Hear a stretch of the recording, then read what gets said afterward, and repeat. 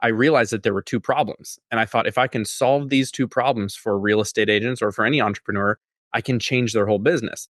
The two problems are: one, they don't know what to ask it, and two, they don't know how to ask it to get the best results.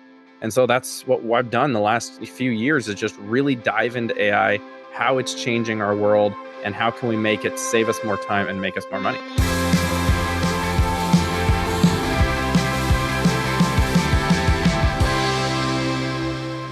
Hey guys, welcome back to the Triangle Real Estate Podcast.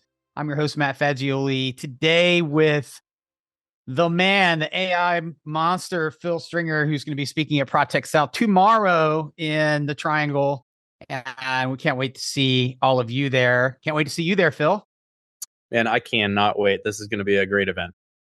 Man, I've been waiting to hear your updates. You know, there's nothing moving faster in the world than AI right now. And I try to be a guy that's halfway connected, but I feel like I'm falling behind on an hourly basis. So, you know, we can't wait to hear your updates. And I obviously just kind of teased it out for everybody that that's your subject matter. But before we go there a little bit, I just kind of want to introduce you to the audience or ask you to introduce yourself to the audience and tell us who's Phil and where'd you come from? Yeah, so I'm actually a North Carolina resident. So this event is exciting for me because it's in my backyard. And I was just saying before that, we haven't done many North Carolina events. So I'm actually really excited. I'm Phil Stringer. I'm the founder of a company called Stratus Global, and we are a leading company in the AI space. And I'm also a creator and founder of a academy called the AI Academy, which actually launched teaching real estate agents how to use AI to save time and sell more homes. And that's where we got our start. And before that, I was a chief operating officer of a mega team real estate brokerage in North Carolina.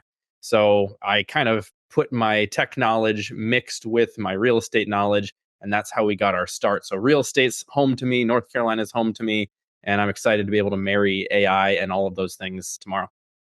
Awesome. Well, we're in a weird space, and I want you to kind of comment. Now we're 2 years almost into the AI madness, and we're moving to a space where all of a sudden now there's some kind of AI built into all of these apps. And so the homegrown go to ChatGPT and figure it out stuff seems to be changing. Give me kind of the lay of the land of where you think we are right now. Yeah, I mean, Chat GPT, the version that went viral was actually the third version of Chat GPT, but that was November 30th of 2022. And so we're coming up, like you said, on November 30th, we're going to hit 2 years since that tool got released. And essentially, they had a tool before where it did the same thing, but it wasn't in a chat format where it was easy for people to use. Like, now anyone can use it. All of us chat, we send emails, we send text messages, so it's easy to have a conversation. So when they turned it into that third version, which was this chat tool, everyone then had access to this technology. And it was one of the fastest growing tools ever in the history of the world. It hit 1 million daily users in 5 days when it launched. And then in the first month, it had 100 million users. And so obviously we've come a long way since November 30th, 2022. And ChatGPT has gone through, different models. They had 3.5, 4, now they have 4.0. And there's different, capabilities with the different models, and obviously a lot of updates that I'm excited to go over. That it's essentially like having this Swiss Army knife tool in your pocket at all times. And it really is something where if you implement this thing, man, you have an edge over your competition because you have something in your pocket that can really, really help. The problem is we don't know how to use it. So we have all this power sitting in our pocket in this tool, but we don't really know what to do with it. And so I tell people all the time, I said a couple of years ago, I realized that there were two problems. And I thought, if I can solve these two problems for real estate agents or for any entrepreneur, I can change their whole business. The two problems are: one, they don't know what to ask it, and two, they don't know how to ask it to get the best results. And so that's what I've done the last few years, is just really dive into AI, how it's changing our world, and how can we make it save us more time and make us more money.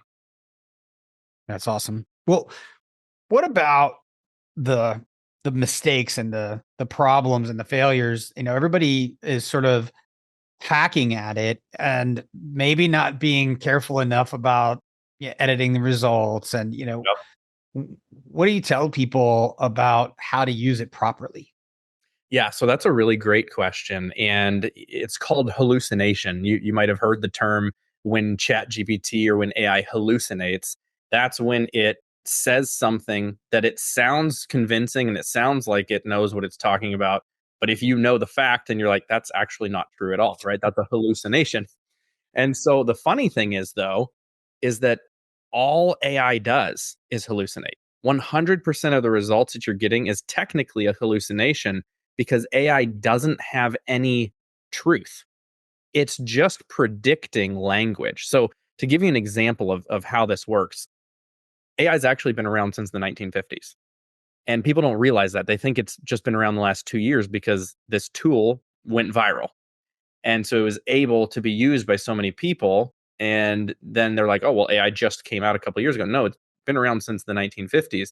But in the 1950s, in the early methods of AI, what it could do is it could predict the next number in a sequence, but it couldn't predict what word came next in a sentence. And so the emerging technology, when it really exploded, was back in 2017 when Google researchers, when you type in the Google search, how you have like the autocomplete where it's like tells you like what you're about to say, right? They were working on that technology for autocomplete technology. And that actually led to creating this technology, which are now called large language models, where it's basically trained on so much data, it's trained on so much text and books and articles and all of this human written stuff to where it analyzes what words are said after another to where it can predict then what word it should say. So it calculates all of these different things, billions and billions of different things to give you one word. And then it recalculates all of those different things to say what should the second word be based on the first word, and then third based on the second, and so on and so on. There's 175 billion with a B calculations per word that it spits out. And so if you think of that, then you say, okay, it actually doesn't know any truth. It's not like it's loaded with this knowledge. And it's like, okay, this is true and this is false. It's just predicting what word should come after another. And so, all of that to say, Matt, it's important to review the information that it gives you because 9 times out of 10, it's going to get it right. It's extremely smart and it just keeps getting better and better and better every month. But it's extremely important to use it, and I suggest using it in a field or an industry that you are already an expert in. So if you're a real estate agent, use it for real estate stuff because then you'll probably be able to tell, yes, that's true, no, that's not, because you're already the expert. So use it more as something that can increase your output so that you don't have to take hours writing an email. You can do it in a couple of minutes, but don't do it as like, hey, this is going to be black and white truth. Use it as an efficiency tool to help you write things quicker and then go back and always edit or check before you post. Yeah, I always think of it as my collaboration partner. I always loved for decades. I've loved it when somebody writes something, sends it to me, and then it sparks my thought. And I can edit it. And as long as I think if you look at it that way, you could have it spit out 500 words and there might only be a couple of those words that are meaningful, but they're going to be the spark that takes you to the next prompt and the next prompt. Can you talk about that sort of stacking prompts and, if is there any kind of specific strategy that you encourage people toward with that? Yeah, 100%. I agree with you there. And I think people should use it mostly as an inspiration tool, right? So if I'm going to write something, I'm 9 times out of 10 not just going to keep it how it spits it out. I'm going to then revise it. And the great thing about these large language models like ChatGPT is that it references three things when it gives you a response. So number one, it references the massive amount of data that's been trained on. Number two, it references the prompt that you put in. The more basic the prompt, the more basic the result. So the more advanced the prompt, the more advanced. So the more info you give it, the better result you're going to get. But then the third and the most important thing is it references everything in the previous chat history to give you a response. So the reason why that's so important is because if it references everything in the prior chat history, then you can actually load it with certain information, prime it with certain information, prep it on certain things so that you get specific responses afterwards. Now, this could be as easy as having it write you something and then you could say, hey, rewrite it in a different tone or voice, make it more friendly. You could say, hey, make it shorter, make it longer, put in bullet points. But you always want to start with a specific prompt and then you want to just refine it. And you can talk to it and say, hey, rewrite it, redraft it. You don't just want to take the first response. You kind of want to have a conversation with it like it's your co-author or an editor. And you're like, I really didn't like this sentence here. Can you change this to be this? And so because it references everything you've been talking about in that prior chat history, it's going to give you really, really good results. So I always tell people that the difference between an LLM and, say, a Google search bar is if you search on Google and you say, who won the Super Bowl in 1995? Google's going to tell me the Cowboys won the Super Bowl. If I say that in ChatGPT, it will also tell me that the Cowboys won the Super Bowl. But the difference between the two tools is if I typed into Google, who was the quarterback, question mark, enter, it's going to not know what I'm talking about. It's going to say, well, here's a list of current NFL quarterbacks for 2024. If I do that in ChatGPT, who was the quarterback, question mark, no other context, it's going to say, well, Troy Aikman was the quarterback of the Dallas Cowboys when they defeated the Pittsburgh Steelers in 1995, because it knows what we've been talking about, which is why it's so powerful that I can load it with my business information. I can load it with all this context of my market, my average price point, my target audience. And then it's going to create email scripts. It's going to create text message drip campaigns. It's going to create video scripts, short form video content, all of these things, blogs, based on what I'm trying to do in my industry, in my market, in my price point. And is that this just the current engagement, or is it everything you've ever said to ChatGPT in your whole life as a user? So it's only in that one conversation. Now, there's a couple different caveats to that because there's been some updates in the last couple months. So previously, it was only within the conversation that you were having. So anytime you start a new chat, it's like back to square one. It doesn't remember everything you've been talking about with all of the chats. Now, they just released a feature called memory that you can turn on where you can have it remember specific things. So you could literally say in a chat, hey, remember, I'm a real estate agent from North Carolina. And it's going to say memory updated. It'll tell you every time it adds to the memory. And then you actually have a system wide memory where even if you start a new chat, you're going to say, hey, write me a business plan with no other context. It'll write you a business plan for a real estate agent in North Carolina because that's in its memory. So you Wow. can go into ChatGPT and you can actually view the memory, and each one is a line item of the things that it remembers about you. It'll be like, Phil is 35 years old. He lives in Greensboro, North Carolina. Phil works at this real estate company. And you can remove anything that you don't want it to remember anymore, or you can tell it to add other things to its memory. And so that's very helpful. That's a feature that just came out a couple months ago. And if someone wants something globally throughout the entire platform, they're like, look, every time I start a new chat, I don't want it to remember that I'm a real estate agent. That's a great tool. That's really cool. That's really helpful. Yeah. Yeah. One of the things that I've been talking to people about, and I bet you'll have some real perspective on this, is, I'm a man of faith. I know that you're a man of faith. And, you know, I want ChatGPT to speak in that voice. I want it to understand the detail of my theology, actually, Yeah. and give me responses that are based on all of that.